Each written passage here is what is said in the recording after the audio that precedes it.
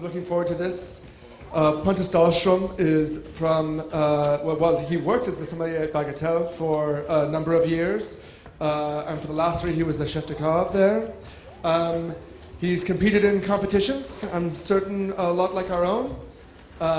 Let's hope the teams keep rolling in. Come on, teams. He has also worked as a wine importer as well, and he started the project in early 2010 to create a new restaurant in Oslo that I've heard amazing things about, Maaemo. It opened in December of 2010. So he is going to be here to give us a talk about the Nordic Approach, Nordic Taste. So please welcome Pontus.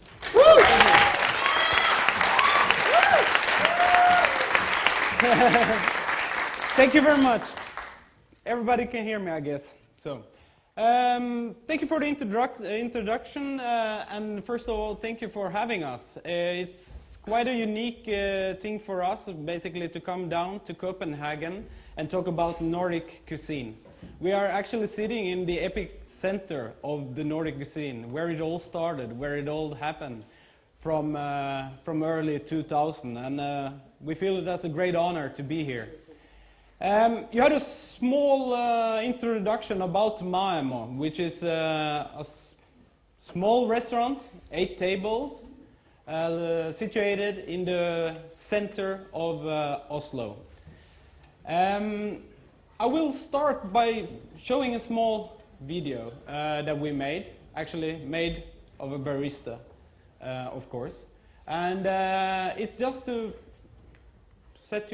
put you in a certain mood, basically, and to see what's happening behind the scene in a restaurant before the guests arrive. So, with no further introduction about the restaurant, we're gonna watch a 3-minute video, and then I will talk through what we work on a daily basis. And then I heard you had an interesting discussion this morning about restaurant coffee. I will focus quite a lot on that. I'm trying to save some time for questions in the end as well. So here we go.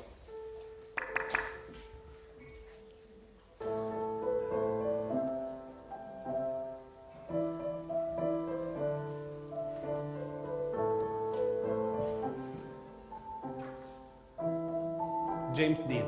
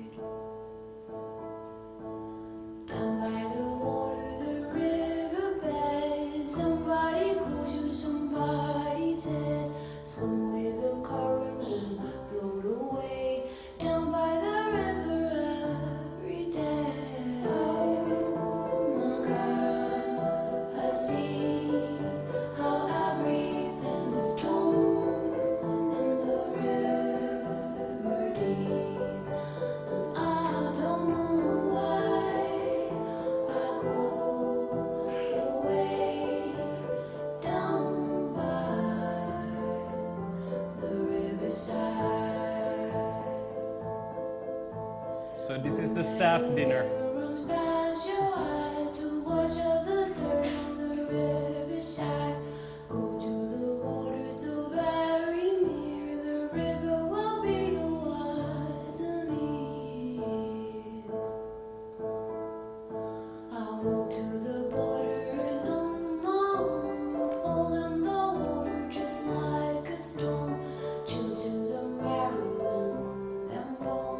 Why do I go here?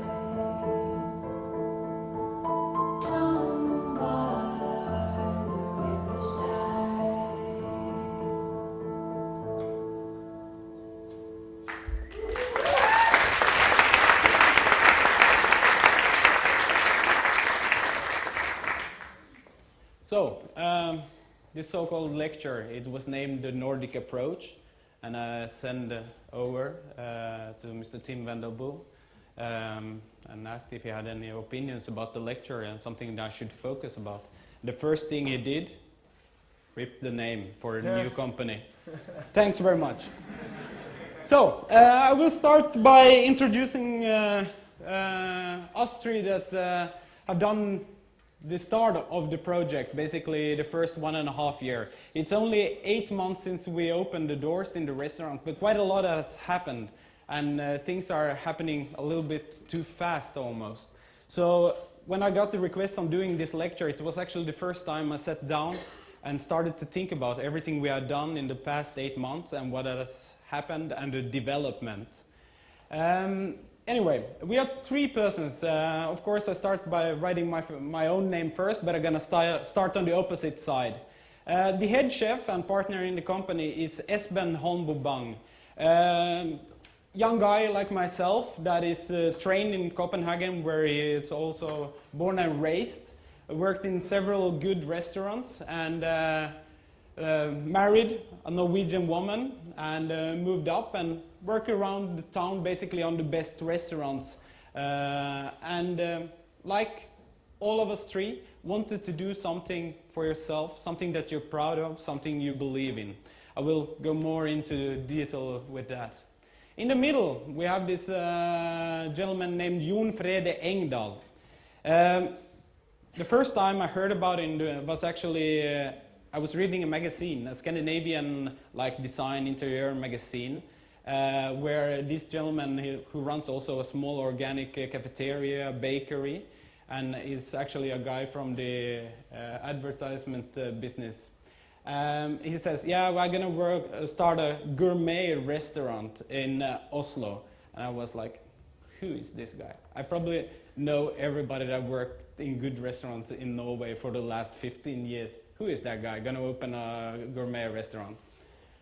All right, so 3 months later, my phone called. I didn't know at that time any of those 2 other guys. And it was Esben Holmboe, and he said, yeah, we have some friends that we both know and so on. But why I'm calling you? You served me 6 years ago in Restaurant Bagatelle, the former 2-star Michelin in Oslo. And I really want to have a meeting with you and discussing a restaurant project. At that time I was working as a wine importer, or for a wine importer, living this lazy life, sitting in the office, driving my car, eating in restaurants, and really had a nice life. And actually earned money as well.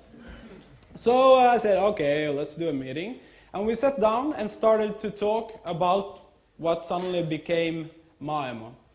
And the first thing at that meeting was that all 3 of us had a common interest in fine dining.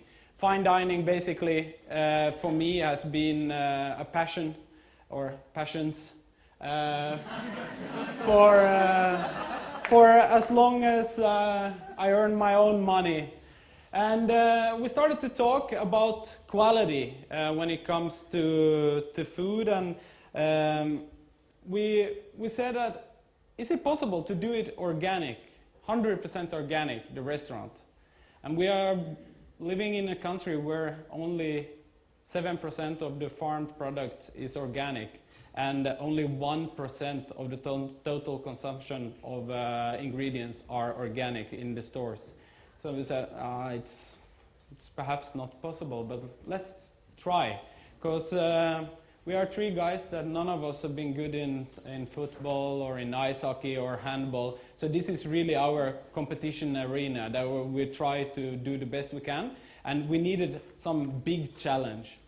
And 8 months later, we really, basically, we have found out it is possible. What we are doing at the moment in the restaurants is 95% of the volume and the products that we use are sourced in Norway. Of that 95%, approximately 80% has traveled less than 100 kilometers. And everything is at least organic. And with at least organic, I mean we use some products that are biodynamic And of course, when we are in season, and that's basically if you have 8 months a year that you can have something that you pick in the season, and then it's 4 months a year that we have to use preserved products basically. So at the moment we are preserving by smoking, drying, fermenting and so on that we used to do traditionally in Scandinavia just to have a backstock for the winter months. And we also wanted to make something new in Oslo. Oslo is a restaurant scene that, to be really honest, has been boring for the last 10 years. Nothing has happened. Norway, there's a lot of Norwegians here, but anyway, I'm gonna say what has happened in Norway and my opinion about it. Norwegians are a little bit like new rich Russians. Okay? That means in the mid-70s, they found oil and suddenly, hey, we are big boys. Let's go out in the world and buy everything that is known brands. Buy foie gras, let's buy caviar, let's do breast chicken, Charolais beef, the best wines from the best chateaus and domains of Europe. And really, this has affected us really hardly. And today, we see that it's something happening. People have suddenly started to find the pride in their own products. Because we are used to 30 years traveling the world, sourcing the best products, and made fine dining of all the good produce that we can find around the world. But we have forgotten our own history and the quality of a cold climate, high acidity, diversity in flavors that are really, really unique to Norway and the other parts of Northern Europe. And this is really the advantage, and suddenly something is starting to happen. But we wanted to make it in our own way, basically. And the best thing is, people are starting to copy us. We are the youngest restaurant probably in Oslo that have ambitions, and we see old chefs that are suddenly producing similar dishes to us. And that's really the biggest compliment you can get as a chef or as a restaurateur. And then, of course, it's not to lie that if you work in the restaurant trade, I guess it's the same if you work as a barista or whatever you do, to open your own place. It's always a dream to not have to compromise with other, do as the boss says, you're the boss yourself, you can do whatever you want, and so on. So for the next slide, I've been talking a little bit about it already, the concept. So all products have to be minimum organic, as I said, some biodynamic, and the most that we use wild things that we forest basically from the areas around Oslo. We use local suppliers. As I mentioned, big percentages has traveled less than 100 kilometers. It's a few products that we unfortunately can't get hold of in Norway at the moment, like organic rapeseed oil that was mentioned in the last lecture, and that we buy from Sweden. We have a few products from Denmark, like balsamic apple vinegar that we use instead of lemon to get acidity and freshness. We also try to visit all the local farmers to see what's happening. It's the same as when you travel to coffee districts around the world to really understand what it's all about. Why does this carrot taste so much better than the carrot that we buy in the store? Yeah, because the reference point of an ingredient is always when it's taken up from the earth or when the fish is fished from the sea.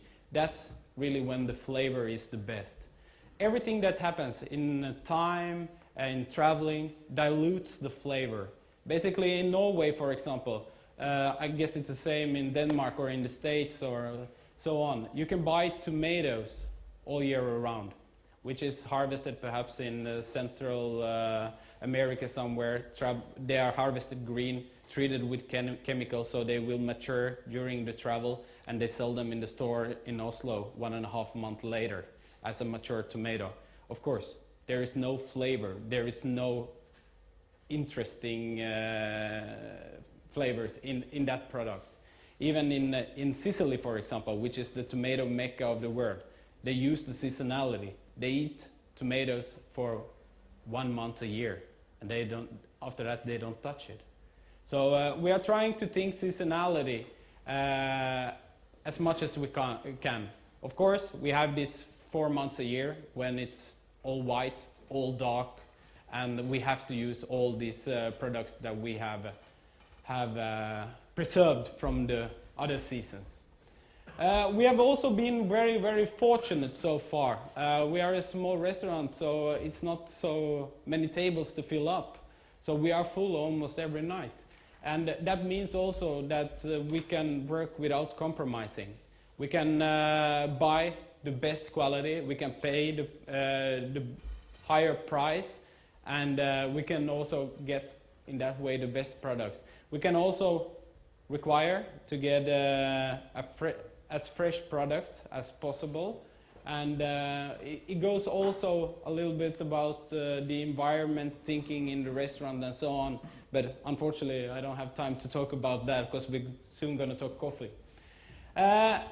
I think I move to the next slide. This is something that was mentioned also earlier, a little bit about the season, the 4 big seasons we have in the southern parts of Norway. In the summertime, it's really a matter of discipline, not to use all the ingredients at once, because it's no problem to make a 20-course menu and just fire off everything that is available. But the hardest thing is really to preserve and to think in advance, what are we going to need in the winter.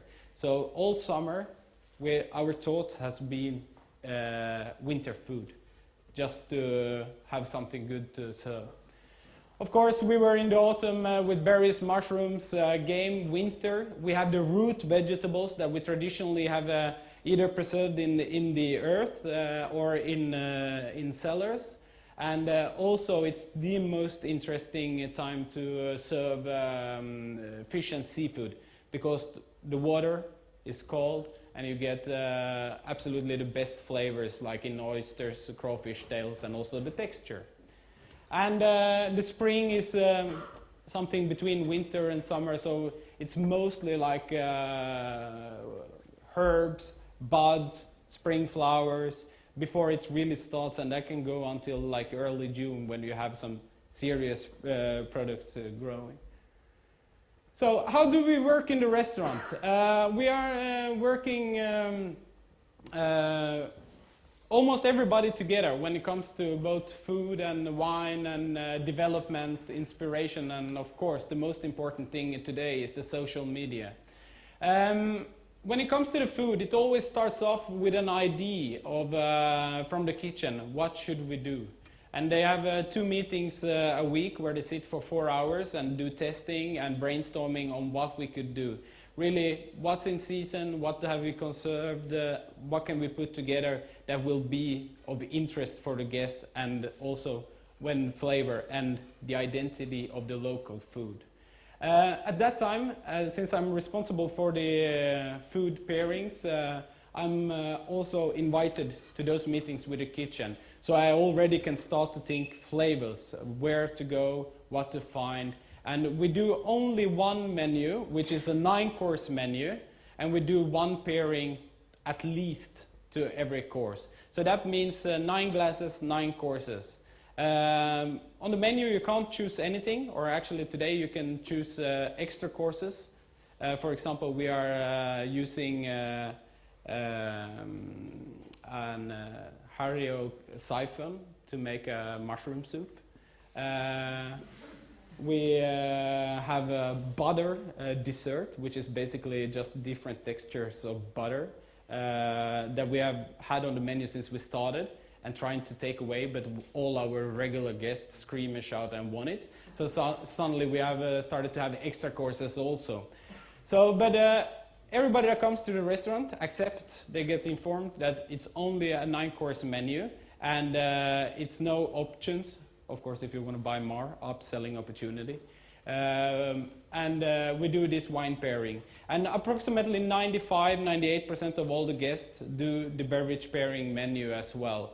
That means really that we can focus on doing the best quality, the best pairings to every single evening, and also in that manner have the best product. If we would have an a la carte, for example, we had to throw away a lot of food, because if half the restaurant is doing a la carte and the other one is doing the menu, we have half of the food that we have to throw away because we make it fresh every day.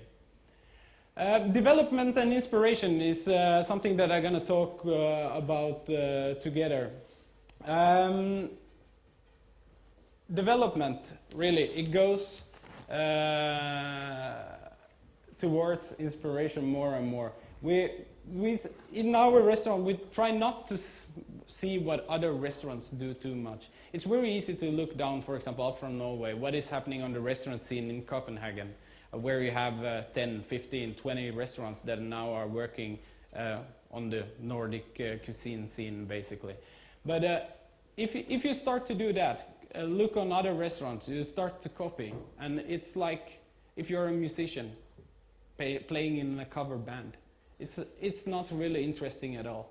You want to be a musician, you have to write your own, and it can be a lot of fun and so on, but it won't be a challenge. It won't be a fantastic result. I'm not saying that we are perfect, we are still learning. But it's very important to look to other professions. I mentioned, for example, that we make a mushroom soup at the moment in a coffee siphon. And that's really because we follow what's happening on the coffee scenes. Maaemo on Twitter is following at least 10, 15 persons in this room, just to see your tweets, what we can do, what you are doing. A lot of you guys have blogs, a lot of you guys are traveling, you are blogging about things you see. It could be street food, architecture, music, product design, advertisement, and so on and so on. It's much more interesting to look towards other creative professions than restaurant, because if you see it in a restaurant, it's already done, and you're just the second or the third and the fifth that does the same thing. And it's very, very difficult, because you have to think in a totally new way, basically. So, an example of a course that we did during the summer season is lightly pickled mackerel with a ramson or wild garlic puree. We do some fresh seasonal flowers and a sauce which is a split sauce of balsamic apple vinegar, which is biodynamically grown, and ramson or wild garlic oil sauce. So this is an expression which is typical for the summer season in the restaurant. And with the respect of the food, now I'm talking as a sommelier, you always have to put the food in the driving seat. My opinion is always, when I do a food pairing, is to find something that can give an extra dimension into the course. And if I say that we only do a wine menu, I would fool myself, because beer, cider, tea, now I haven't experimented a lot with coffee and food, but I heard that some of you have done it. It's equal, really, to wine. And you have as big diversity into beer and cider and tea than in wine. So it's really opened up new doors. Of the 9 courses we do, and the 9 beverages, we do, at the moment, 2 different styles of beer. We do 1 cider, and we do 1 dill tea. So 4 out of 9, beverages are not wine. And also, since we are working seasonal at the moment, and in the summer, it's a quite light, delicate, elegant flavors. So it tends to go, the wines, towards Riesling. So 3 of the 9 beverages are German Riesling, basically. Some people are quite used to go to a restaurant, you get some compromises, you get like a Riesling, you get like a Chardonnay, and like a Pinot Noir or Rhone Valley wine and so on. because it's like, oh, this we have to have on the menu. At the moment, for example, we are serving only one meat course. We do seasonal yellow chanterelles together with duck heart. And we don't serve any red wine in the restaurant in the beverage menu. We do an red ale from Belgium instead. That works much better, basically. So all these old rules in restaurants, we try to forget about them. And old rules in restaurant, many guests that come to our restaurant, automatically they ask 11 o'clock in the evening for a cappuccino, café au lait, and so on. And I worked with a French guy for many, many years, and he used to answer them, do you want a croissant to go with that? It's breakfast coffee. We don't do that. We do only black coffee in the restaurant. I will actually explain why. I worked with flavors all my life, but it's actually just the last years that I started to understand coffee. And it was when I started to drink quality coffee as pour over or AeroPress that I really understood what coffee was all about. Because when you cover it up with a lot of milk, a lot of sugar, and bad quality coffee, like I did, I agree, I totally admit it. You don't understand what coffee is. When you start to talk black coffee to a sommelier, and you start to talk about the plants, how many meters above sea level, low yields, the soil, the treatment, we can always put a link into wine on if it's de-steamed, as we say in the wine world, when you take the steams of the grapes, if it's berry dried or if it's washed. And I think this is really the way for coffee people like you guys to get a perfect cup of coffee into restaurants. You have to talk with restaurants and to learn them. As I said, I talked about farmers. I talked about a little bit of wine suppliers also that we rely on in a restaurant. If we don't get good carrots, or we don't get the best quality of ramsons or fish or meat and so on, we can't make good food. If we don't get the best coffee available, no matter where we are, and the best support, and someone to talk with when it comes to coffee, we can't make good coffee.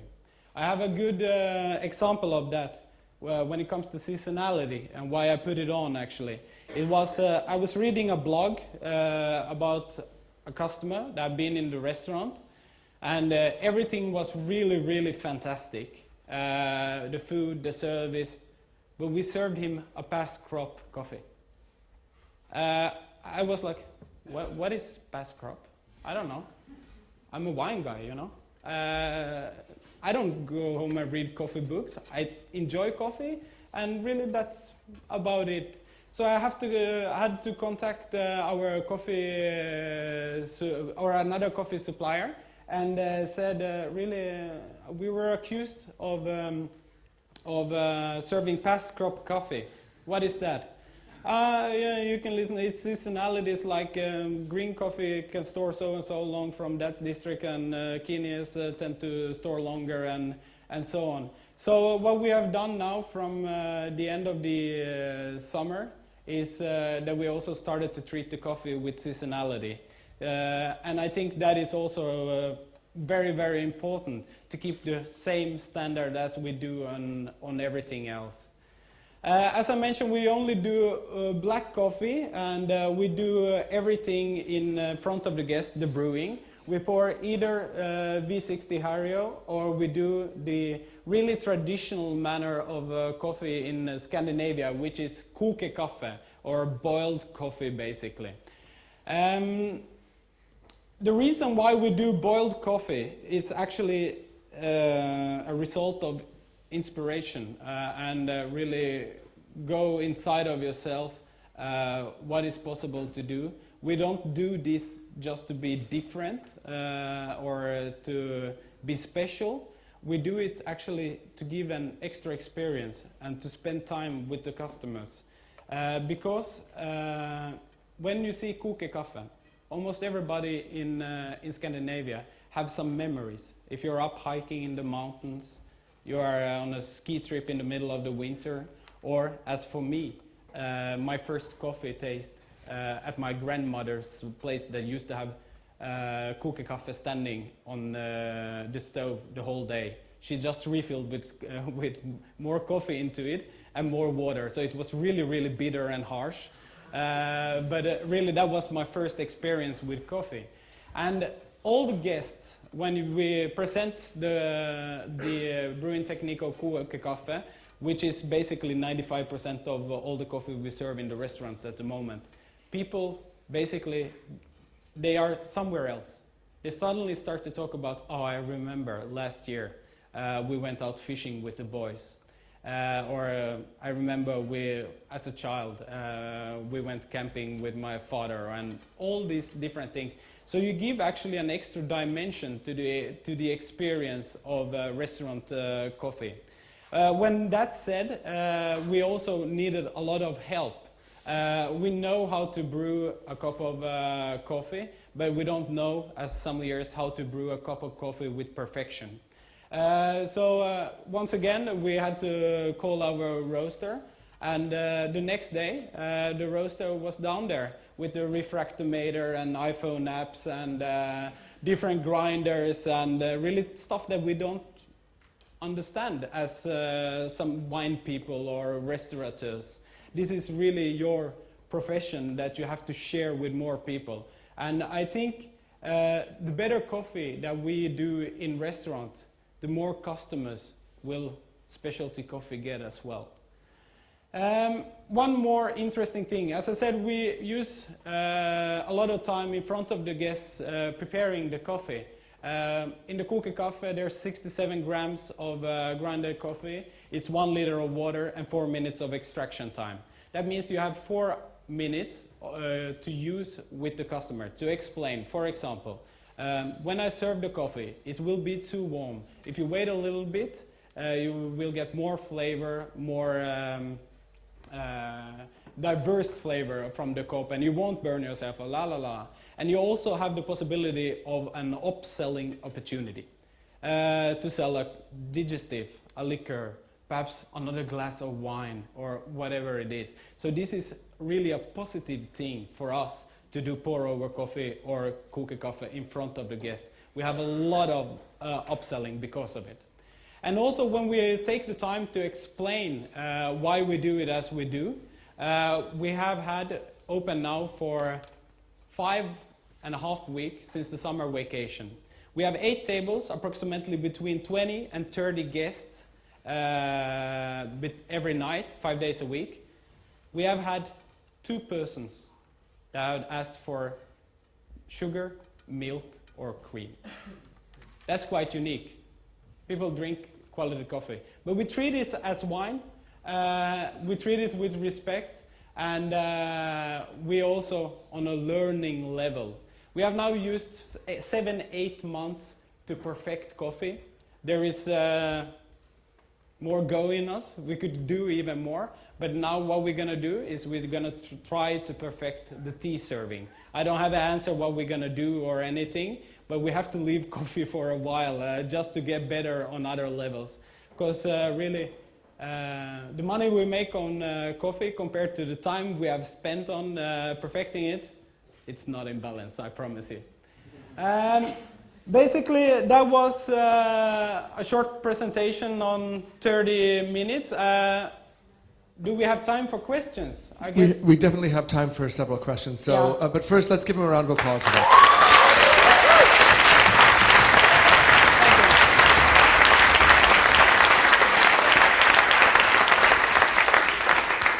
Question, just a sec. Sorry, could you just, you said it gives you an opportunity to upsell. by doing this coffee. Could you just explain that again? I didn't Yeah, quite exactly. get it. Sorry. So what we do in the back office, we prepare everything. So we grind the coffee there and then. We use scales, and we take the prepared pre-production basically out on a helping table or get it on in front of the guest.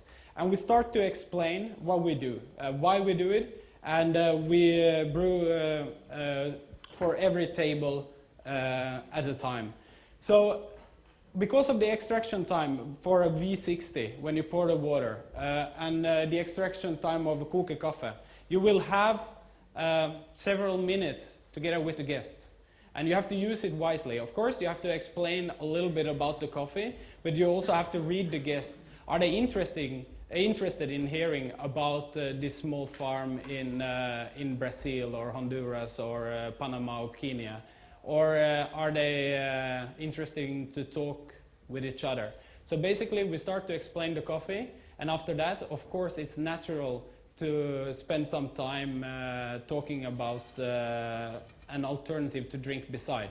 And I guess my experience since we started to do this, we sell 3 times as much digestives that we did before. Because we have a timer going, 4 minutes, or we do the pour over and we're anyway standing there and we're not going to leave the coffee to be over extracted.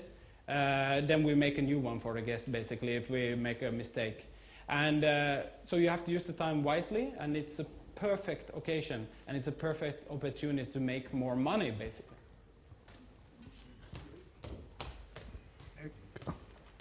Can you explain us a little bit more about the idea of time invested and money back on the coffee? Yeah, as I said, you know, I've worked with wine my whole life, and I really, like till a couple of years ago, I didn't understand, or I didn't have the knowledge and really not the interest in coffee at all.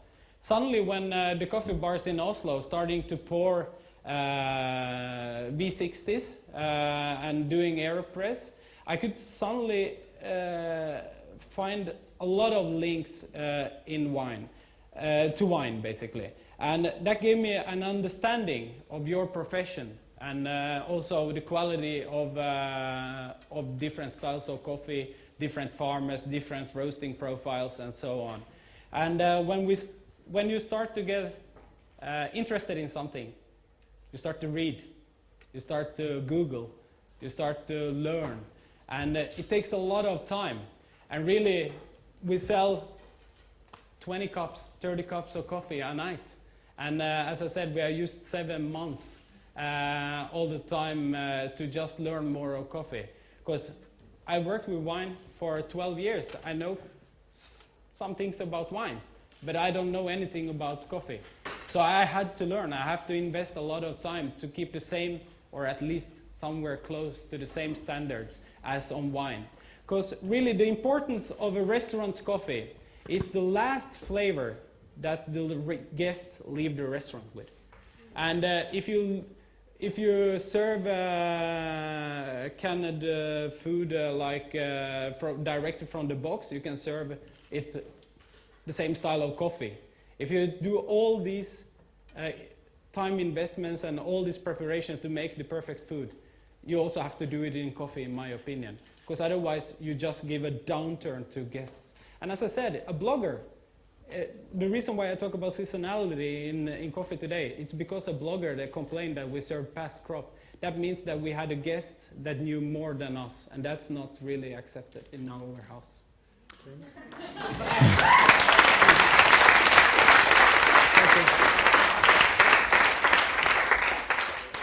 I'm just wondering about your sort of opinion on why the relationship between coffee roasters or suppliers and restaurants became so broken, and what sort of advice can you give to roasters on how to approach restaurants to get them thinking about coffee and improving their service?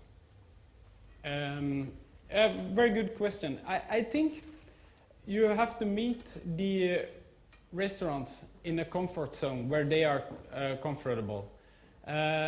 You have to, a lot of you guys know a lot of wine. I guess the baristas know more about wine than the sommeliers know about coffee in general, because the fun in the wine is the alcohol, you know, you all drink it.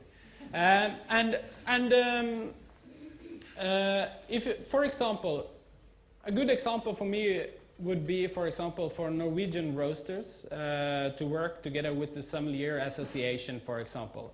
You will have like 20 stands of wine, and you have the sommeliers in their comfort zone, and also to show the diversity in coffee.